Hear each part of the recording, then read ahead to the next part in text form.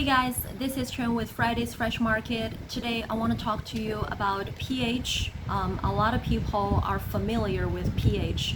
However, today I want to dig a little bit deeper into some specific details of not only pH as an indicator of the acidic or the alkalinity of your soil, but also how it works with everything that's growing in the soil.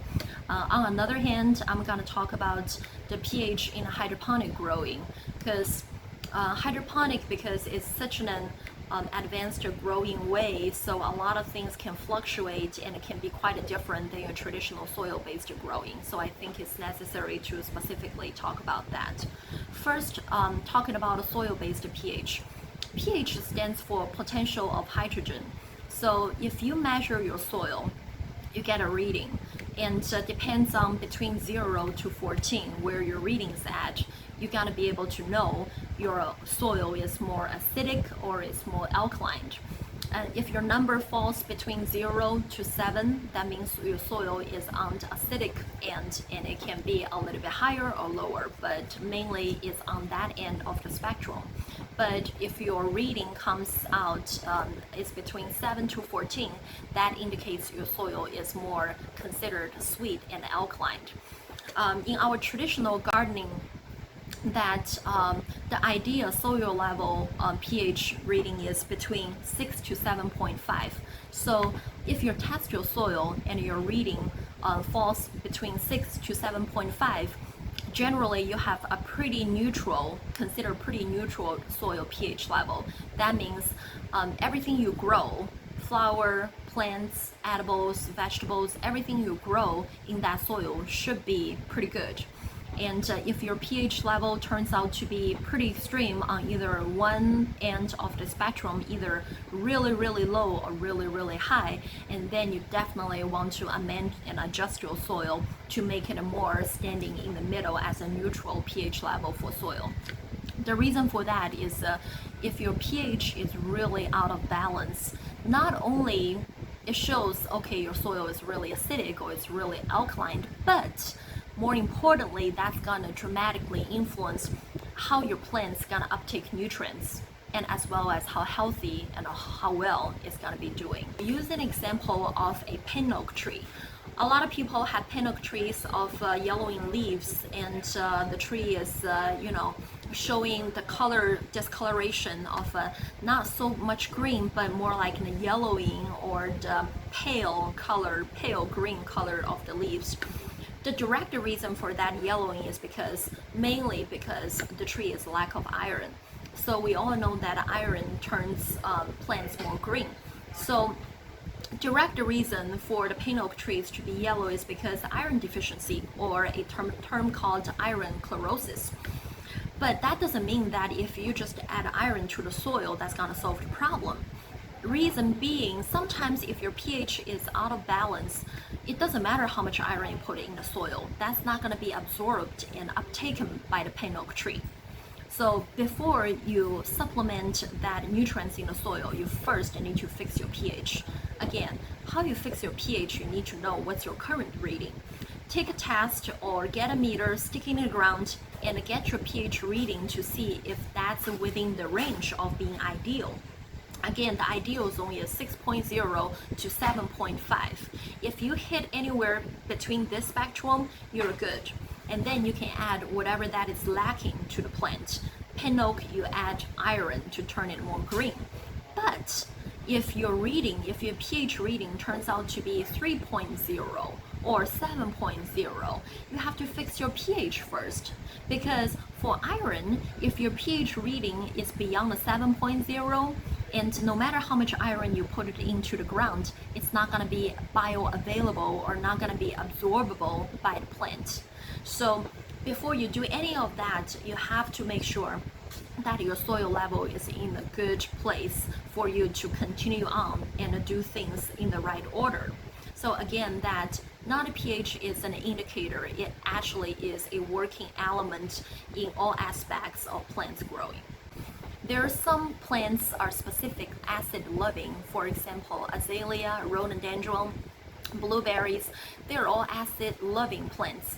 So the ideal pH level for those plants would be a little bit lower than the standard.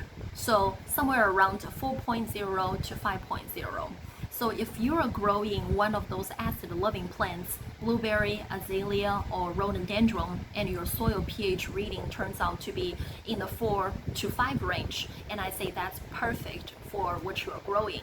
However, if you're not growing those acid-loving plants and you're just growing some generic kind of plants and your acid reading and your soil reading to be more acidic, you want to amend your soil and add some of the alkaline amendments to raise your pH. Now there are many different kind of products on the market to measure your pH. You don't have to always send your soil sample into a lab because that can be expensive and it can be, taking a long time and to waiting for the results. A couple of like kit or the pH meters that you can get from garden centers like Fridays, you can do it at home to measure your pH level in the soil. If you want to go with inexpensive ways, you can go with a pH kit like this. So you just take a soil sample and then you put it in a container mixing with some chemicals that is enclosed with this package, and then it's gonna turn color. Depends on what color it shows, you can compare and figure out what might be your pH reading. Now this is an inexpensive way, but it might not be the most accurate way. If you want to have a really good idea of exactly what's your pH reading, and then we highly suggest you to go with an electronic meter. So a meter like this, you stick this in the ground, it's gonna tell you your pH level because the little dial is over here, it's gonna give you the reading of the pH. For this specific meter, not only it measures pH level, but it also tells you your fertility of your soil, basically your nutrient level of your soil. So it depends on which way you want to go. Both way work, and no matter what, it's always good. It's always good to know your pH level. Now, if you do need to adjust your pH level, let's say if it's too low or too high, you need to adjust it to the neutral zone. Then you need to add some kind of additives to your soil. So if your pH level is really, really low, let's say your reading is a 3.0, which is very acidic, then you want to add more of a base or alkalinity to your soil. So you should add garden lime. So limestone basically is a calcium compound. It's gonna raise your pH in the soil. You can find products like this, garden lime, and at a garden center, and we also carry this at a Fridays, and it here says erase soil pH. It's a granular form, so really easy to mix and apply, and mix this with your native soil that it's already in your garden. Mix it up, and then that's how you're gonna adjust the pH to plant more suitably for your plants. On the other end, if you have a really high pH, let's say your pH reading is 8.0, it's really alkaline, and you want to turn it down, you should add a soil acidifier. So soil acidifier, we have a product like this. It says it's to lower your soil pH. So just like the other product, you mix this with your native soil, and before you go ahead and plant what you want to put in the ground. You see both packages actually shows a picture of hydrangea. Hydrangea is a very unique perennials that it will change color, and you can manipulate the color of the hydrangea, either turn it more blue or turn it more pink by adjusting the pH. That's one unique thing about hydrangea is if you give hydrangea more acidifier and turn the pH level low, then you're gonna get more like a bluish hydrangea. And on the other end, if you add limestone to hydrangea and to raise the pH, and you can try to turn a hydrangea more into a pink color. So that's one unique thing about hydrangeas. But again, no matter what, pH level, know your pH level, measure your pH, and act from that point on can really go a long way for the health of your plants. So second, I want to talk about pH in hydroponic setups. Long story short, that pH in hydroponics can be a lot more tricky to master versus pH in the soil.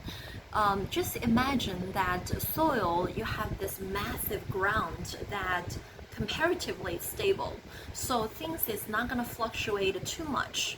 Maybe in your local regional area that you tested, you can mend it, but for the most part things are pretty stable. But when it comes to hydroponics, that a lot of times everything is just in a little, water reservoir. So the pH level in that water reservoir can fluctuate dramatically if you don't stay on top of that.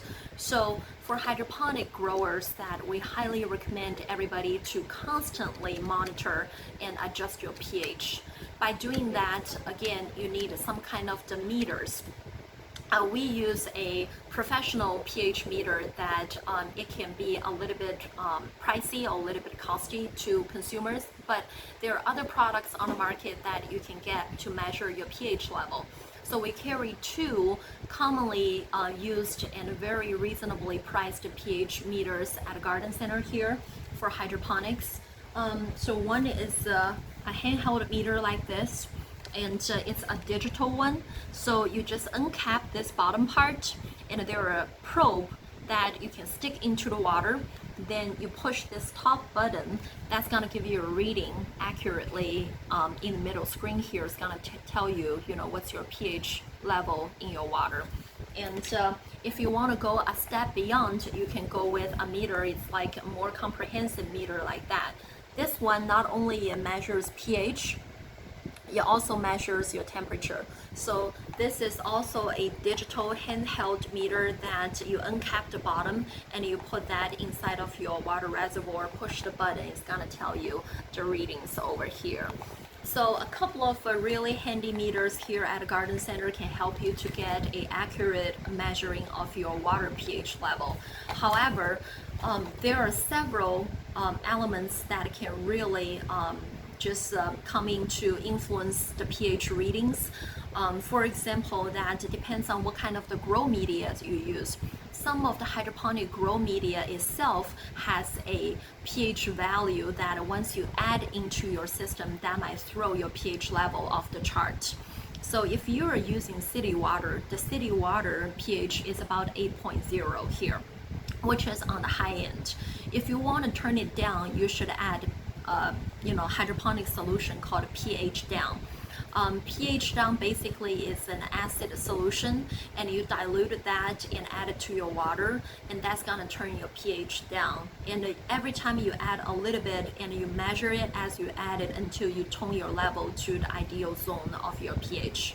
And if your pH level is really low, which normally is not a case if you're using city water, but just in case you need to turn your pH up, there is a product is also called pH Up that can help to raise the pH level. If you are using clay pebbles in your hydroponic system, those clay pebbles, gravels, and they could naturally have a higher pH level. So when you add them to your system, make sure you rinse them really well, you condition them, and you clean them really well, and then you add them to your hydroponic system to trying to minimize the impact those might raise your pH level. But keep in mind that is a possibility. Beyond that, other organic or non-organic factors or substance, and it could also throw your pH off. For example, algae and bacteria can really influence your pH level.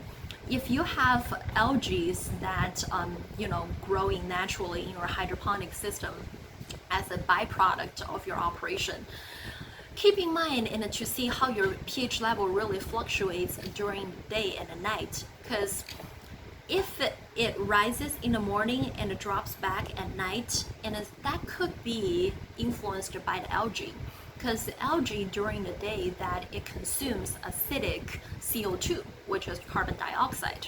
So CO2 naturally is an acidic substance. So when algae consumes that can bring your pH level up. So if your pH level always seems to be higher in the morning, but it seems like lower it down at night, it could be very much related to algae. And for bacteria as well. So if you have plants are just dying and decaying because of the disease, because of the bacteria infection, And the decaying roots and the plant matter can really become a acidic substance that released into your hydroponic system. So if you have bacteria and it rots the root, and then the roots decompose and it becomes more like an acid substance in your hydroponic system, and then you might see a pH drop in your system. Again, just like a soil-based pH, if your hydroponic pH level is out of whack, that's also gonna dramatically influence how well your plants take enough nutrients.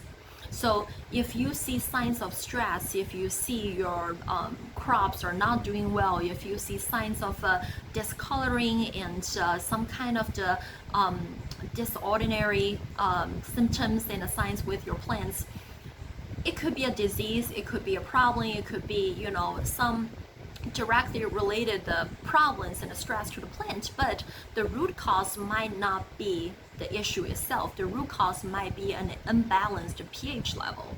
So not only identify what could be the issue, as we talked about nutrient deficiency, as we talked about other bacteria related issue, but the root cause, you need to dig a little bit deeper into that. As is that because I really don't have this nutrients in the water, or it's because I have nutrients in the water but it's not being absorbed and uptaken by the plant? So on the last episode, we talked about the tip burn. The tip burn is, for example, caused by the calcium deficiency. But a lot of times it's not because the grower doesn't have enough of the calcium in the water to supplement the plant. There's enough and plenty of the calcium, but it's not being uptaken by the plant because it's related and induced by an issue of the airflow. So if you don't have enough of the airflow, it causes the plant not to absorb the calcium that is existing in the water. Same thing with pH level. If your pH of the water is out of whack, and then the plant might become incapable or discapable of absorbing some of the nutrients that do exist in the water but not being utilized or absorbed. Does that make sense? So again, that not only do you need to know you have all the nutrients and macro and micronutrients in your water to feed the plants to start with, but also monitor your pH very constantly to know that everything is actually working. Nothing stuck, nothing is stagnant, just being there to be there, but really put into use and being uptaken by the plant.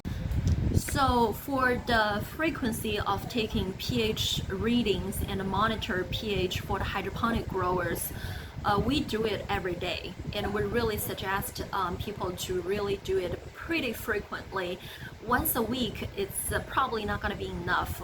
Every other day, or preferably every day, would be really good, because as plants absorbing nutrients, as your water in the water reservoir evaporates, and that's going to change the concentration of the water. It's going to change a lot of things in this whole element, and you want to stay on top of that to make sure everything is fine-tuned and to be right in the spot for your plants and to grow.